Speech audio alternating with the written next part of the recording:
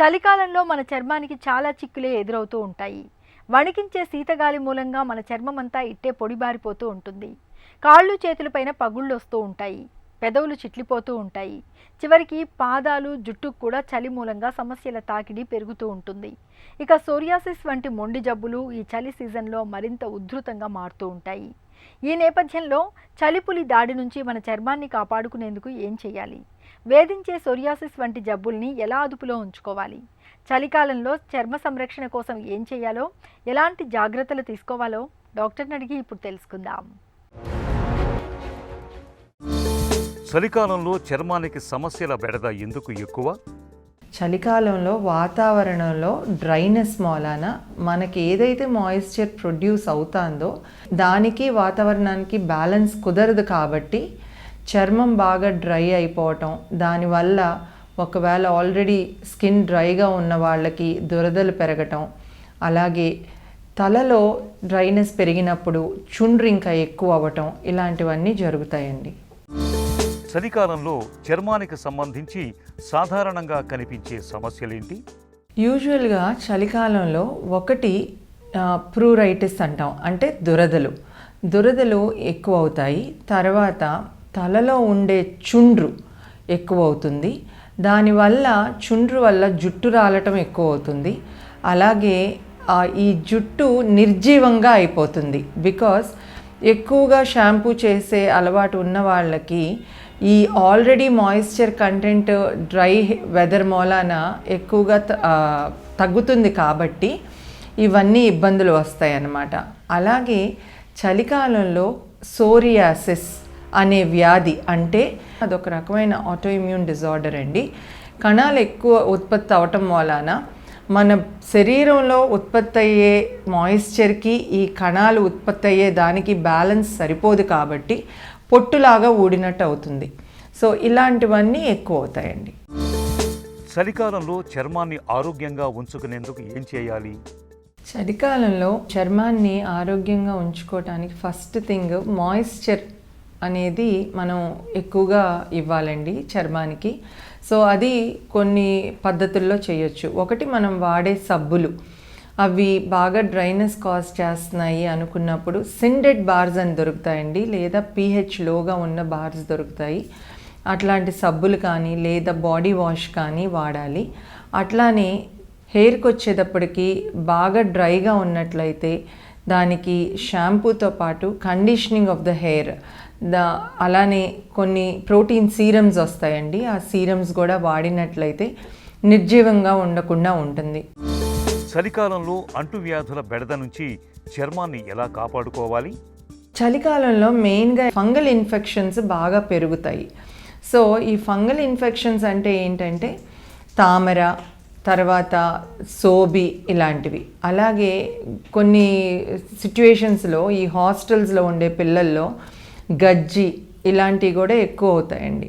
ఇలాంటి వాటికి అన్నిటికీ ఏంటంటే మనం వేసుకునే క్లోత్స్ని ఖచ్చితంగా ఏ పూట ఆ పూట ఎండకి బాగా డ్రై అయ్యే చోట తిరగేసి ఆరేయటం, ఖచ్చితంగా 2 పూట్ల స్నానం చేయటం, ఇలాంటివన్నీ జాగ్రత్తలు తీసుకోవాల్సిన అవసరం ఉంటుంది.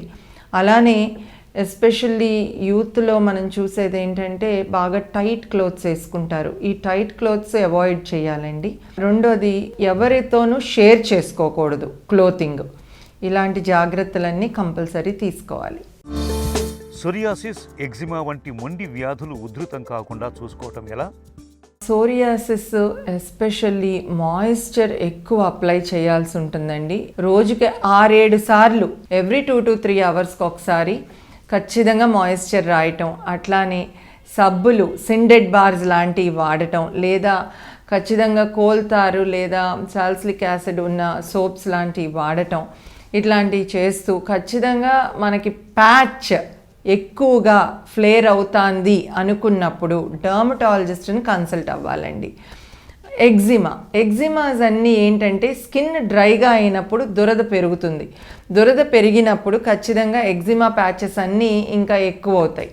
అందుకని మాయిశ్చరైజర్ కరెక్ట్గా వాడటం, తర్వాత ఎగ్జిమా ప్యాచెస్కి అవసరమైన క్రీమ్స్ అన్నీ వాడటం, అట్లనే ఎటోపిక్ డర్మటైటిస్ అని ఉంటుంది, చిన్నపిల్లల్లో కానీ కొంచెం టీనేజ్ వచ్చే వరకు ఇబ్బంది పెడుతుంది చాలామందిలో. సో అట్లా ఎస్పెషల్లీ ఈ ఫోల్డ్స్లో అనమాట, మడతల దగ్గర ఎక్కువగా ఉంటుంది అది. సో వాళ్ళకి ఫుడ్లో తీసుకోవాల్సిన జాగ్రత్తలు, మాయిశ్చరైజర్ ఎన్నిసార్లు రాసుకోవాలి, కొంచెం ఎక్కువసేపు సోక్ అవ్వటం టబ్లో, ఇట్లాంటివన్నీ మనం వాళ్ళకి జాగ్రత్తలు చెప్పాల్సి ఉంటుందండి. చలికాలంలో జుట్టు చెట్లకుండా ఎలాంటి జాగ్రత్తలు తీసుకోవాలి?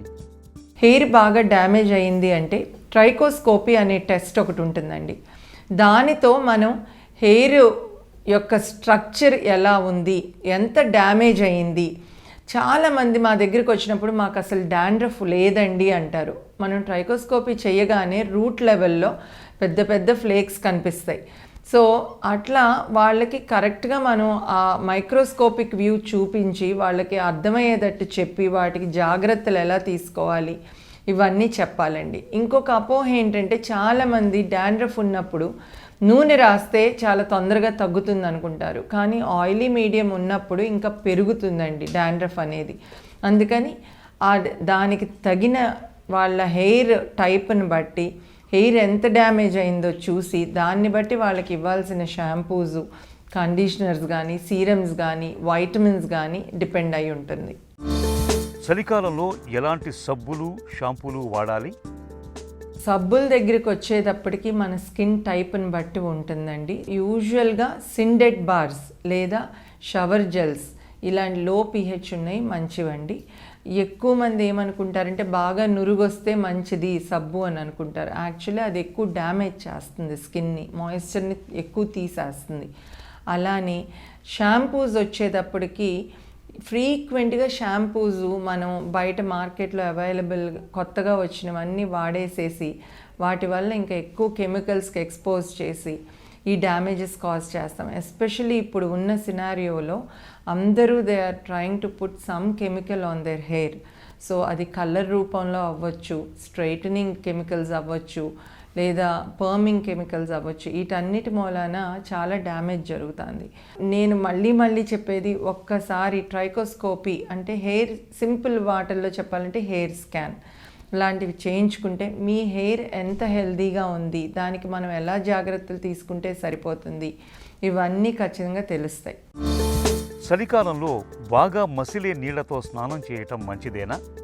స్కిన్ని మనం అది చలికాలమైనా ఎండాకాలమైనా ఎక్స్ట్రీమ్ టెంపరేచర్స్కి ఎక్స్పోజ్ చేయకూడదు. ఎప్పుడైనా రూమ్ టెంపరేచర్ వాటర్ కరెక్ట్ అండి, లేదా అట్లీస్ట్ లూక్ వామ్ వాటర్. అంతేగాని బాగా మసిలే నీళ్లు మంచివి కాదు, బాగా చల్లగా ఉన్న నీళ్లు మంచివి కాదండి. చలికాలంలో శీతగాలుల ఉధృతి తగ్గే వరకు చర్మ సంరక్షణ విషయంలో ప్రత్యేకంగా జాగ్రత్తలు తీసుకోవాలి.